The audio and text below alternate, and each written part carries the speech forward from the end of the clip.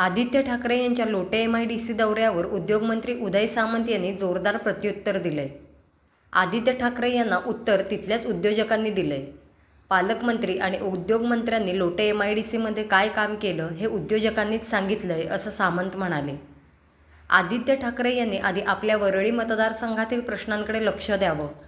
शौचालये, कोळीवाडे, खड्डे, अल्पसंख्याकांचे प्रश्न आणि चाळींचे प्रश्न सोडवून आदर्श मतदारसंघ महाराष्ट्रासमोर ठेवावा आणि त्यानंतर आमच्या मतदारसंघात यावं असा टोला त्यांनी लगावला।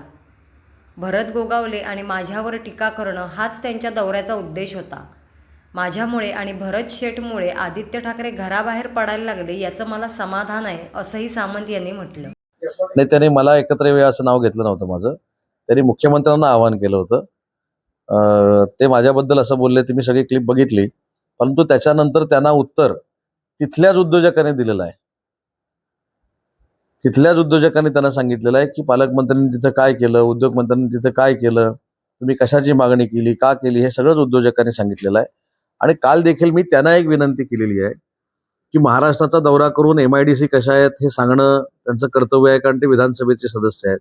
पण त्यांच्या वरळी मतदारसंघामध्ये शौचालयांचे प्रश्न कसे आहेत, कोळीवाड्यांचे प्रश्न कसे आहेत, अल्पसंख्याकांचे प्रश्न कसे आहेत, चाळीचे प्रश्न कसे आहेत, जे प्रलंबित आहेत ते त्यांनी पहिले सोडवावेत। एक आदर्श मतदारसंघ महाराष्ट्रासमोर त्यांनी ठेवावा आणि मग आमच्या मतदारसंघामध्ये यावं। काल ते येऊन भरत शेठ गोगावलेंवर टीका करून गेले, माझ्यावर टीका करून गेले, हा दोनच उद्देश होते त्यांचे।